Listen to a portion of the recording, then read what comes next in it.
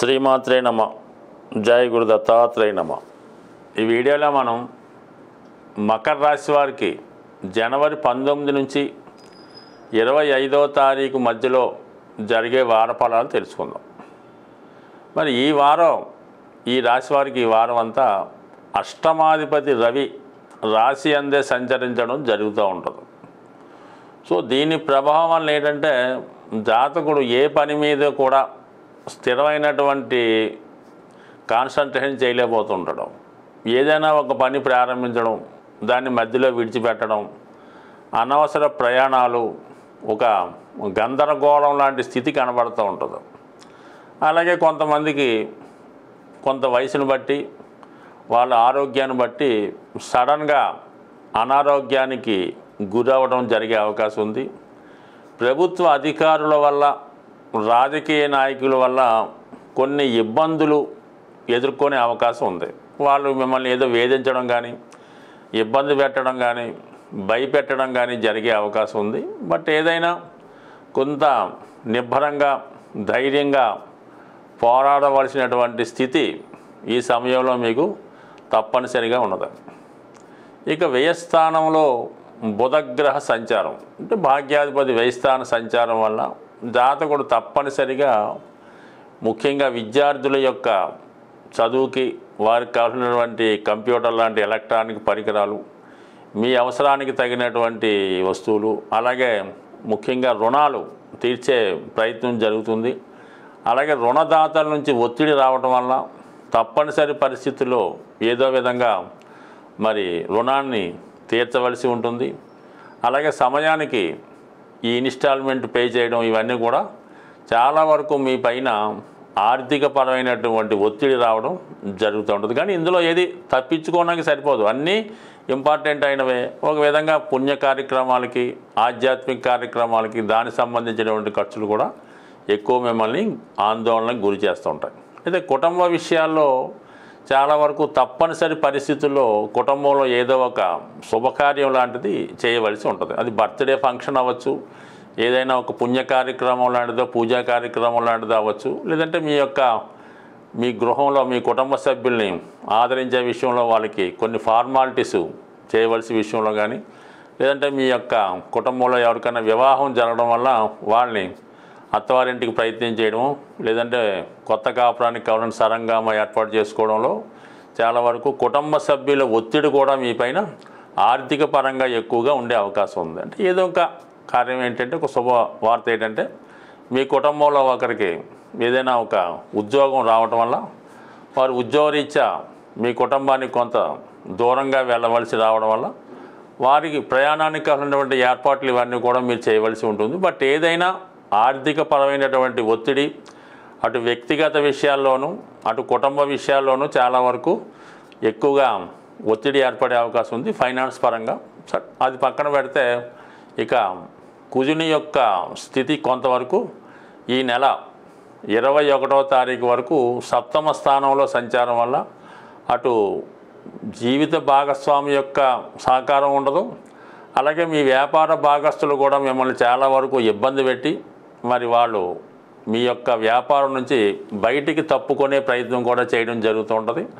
దానివల్ల వారికి మీరు ఎంతో కొంత ధనాన్ని ఇచ్చి మరి వాళ్ళని బయటికి పంపించే కార్యక్రమం కూడా ఈ సమయంలో మీకు ఒక విధంగా ఒత్తిడి ఏర్పడే అవకాశం ఉంది. అయితే ఇవన్నీ కూడా మీకు ఈ జనవరి 21 తర్వాత కుజుడు 6వ స్థానంలోకి వెళ్ళడం వల్ల అనూహ్యంగా మీరు కొంత ధనాన్ని ఏదైనా స్థిరాస్తి అమ్మడం వల్ల కానీ, పెద్ద మొత్తంలో రుణ ప్రయత్నం చేయడం వల్ల కానీ కొంత ధనం మీ చేతికి రావడం వల్ల ఈ చిన్న చిన్న సమస్యలన్నీ కూడా చాలా వరకు పరిష్కరించుకొని దాని నుంచి బయటపడే అవకాశం ఉంది. అలాగే ఈ సమయంలో మీ మీద ఆర్థికపరమైన ఒత్తిడి ఉన్నా, కోర్టులో ఏవైనా సమస్యలు ఉన్నా ఇవన్నీ కూడా పరిష్కారమై చాలా వరకు వాటి నుంచి బయటపడే అవకాశం ఉంటుంది మరి ఈ జనవరి 21 వరకు. సో ఏదైనా మొత్తం మీద ఏ వ్యవహారమైనా సక్సెస్ అవుతుంది. కానీ దాన్ని కొంత నిదానంగా, నెమ్మదిగా, కంగారు పడకుండా చేసుకోవడం వల్ల చాలా ప్రయత్నాలు మీకు అనుకూలంగా మారే అవకాశం ఉంది. ఎందుకంటే గురువు యొక్క బలం అంటే 5వ స్థానంలో గురుగ్రహ సంచారం రాశి మీద దృష్టి వల్ల చిన్న చిన్న సమస్యలు ఉన్నా కూడా దైవ బలంతో అవి బయటపడే అవకాశం ఉంది. చాలా వరకు ఈ గోచార ఫలితాలని చూస్తున్నవారు, దాన్ని ఫాలో అవుతున్న వారికి మనం చెప్పినటువంటి విషయాలు చాలా వరకు జరగవచ్చు, జరగకపోవచ్చు.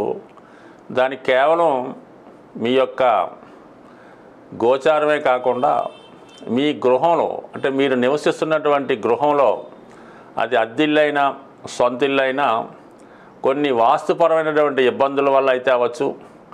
అలాగే కొంతమందికి, కొన్ని రాసుల వారికి, కొన్ని వర్గుల వారికి కొన్ని దిక్కులు ఇబ్బందికరంగాను అనుకూలంగా ఉండే అవకాశం ఉంటుంది. అంటే మనం అనుకూలమైనటువంటి ఫేసింగ్లో మెయిన్ గుమ్మం ఫలానా దిక్కులో ఉన్నప్పుడు కొంతమందికి అనుకూలించే అవకాశం ఉంది. సాధారణంగా మనం గృహంలో నివసిస్తున్నప్పుడు ఆర్థిక పరంగా చాలా ఇబ్బందులు పడుతున్నాం, అప్పులు ఎంత కష్టపడినా తీరడం లేదనుకున్నప్పుడు ఖచ్చితంగా గృహంలో వాయువ్య దోషం ఉండే అవకాశం ఉంటుంది. అలాగే ఉత్తర దిక్కు కూడా కొంతవరకు దోషం ఉండే అవకాశం ఉంటుంది. కాబట్టి దాన్ని సరి చేసుకోవడం వల్ల కొంతవరకు ఆ సమస్య నుంచి బయటపడవచ్చు. అలాగే గృహంలో తరచూ భార్యాభర్తల మధ్య గొడవలు జరుగుతున్నాయి. ముఖ్యంగా భర్త, ఆ ఇంటి యజమాని వ్యసనాల పాలై ఏదో ఒక బలహీనతకి, తాగుడో వ్యభిచారమో ఇంకోటో చేస్తూ భార్యని ఇబ్బంది పెట్టడం, అలాగే భార్య కూడా ఏదో ఒక అనారోగ్య సమస్య వల్ల వైవాహిక జీవితానికి, అంటే వారి యొక్క సంబంధానికి దూరంగా ఉండడం జరుగుతూ ఉంటుంది. అంటే ఆ గృహంలో ఖచ్చితంగా ఆగ్నేయపరమైనటువంటి దోషం ఉండే అవకాశం ఉంది.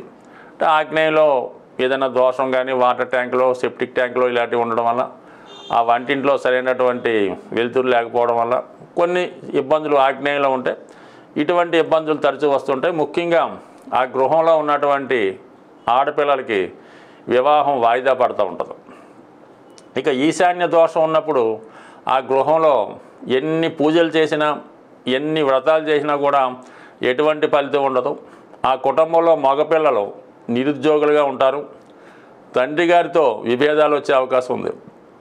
అటువంటప్పుడు ఈశాన్య దోషాన్ని సరి చేసుకోవాల్సి ఉంటుంది.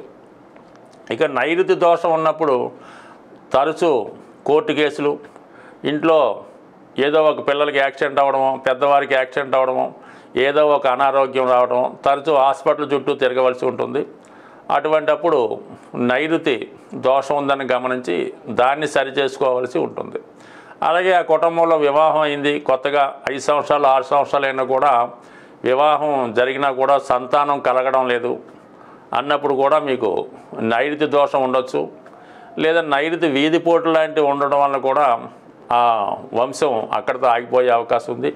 అలాగే ఈశాన్యం ఎటువంటి ఇబ్బంది ఉన్నా కూడా మరి ఆ వంశం అభివృద్ధి చెందకుండా ఉండే అవకాశం ఉంది.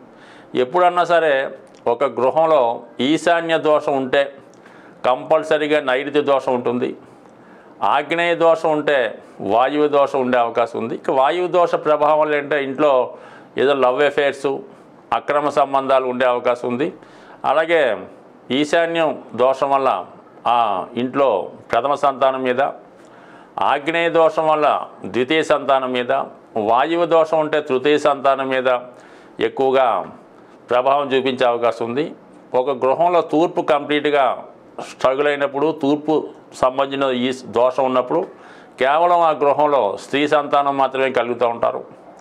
అలాగే ఉత్తర దిక్కు ఏమాత్రం వాస్తుపరంగా ఇబ్బందులు ఉన్నా, టాయిలెట్స్ వంటి ఉన్నా కూడా మరి ఆర్థికపరమైన సమస్యలు, అలాగే ఆ కుటుంబ యజమానురాలకి, స్త్రీకి ఏదో ఒక అనారోగ్య సమస్య, ముఖ్యంగా పిల్లలు నిరుద్యోగులుగా ఉండడం, ధనం సంపాదించకపోవడం, ప్రతి విషయానికి కూడా ఆ కుటుంబ పెద్ద మీద ఆధారపడి ఉండడం, ఏదైనా వాస్తుపరమైనటువంటి దోషాలు చాలా వరకు జాతకుడి మీద ప్రభావం చూపిస్తూ ఉంటాయి.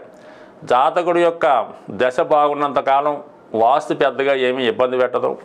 ఎప్పుడైతే జాతకంలో చెడు గ్రహాల దశలు కానీ, ఏలినాటి శని మొదలగు లాంటి గోచార ప్రారంభమైనప్పుడు వాస్తు కూడా ప్రభావం చూపడం జరుగుతూ ఉంటుంది. బట్ రెండు కూడా ఏదైనా జీవితం బాగుపడాలి, మనం అన్ని విషయాల్లో అభివృద్ధి చెందాలంటే మీ యొక్క జాతకంతో పాటు కంపల్సరీగా మీరు నివసిస్తున్నటువంటి గృహం యొక్క వాస్తు కూడా సరి చేసుకోవడం వల్ల అటు కుటుంబంలో అందరూ కూడా క్షేమంగా ఉండే అవకాశం ఉంది. ఒకసారి ఇటువంటి ఇబ్బందులు ఉన్నవారు మీకుగా పరిశీలించుకోండి. మంచి శాస్త్రజ్ఞుని చూపించి సరి చేసుకుంటే మరి రాబోయే రోజులు అదృష్టంగా మారే అవకాశం ఉంటుంది. స్వస్తి.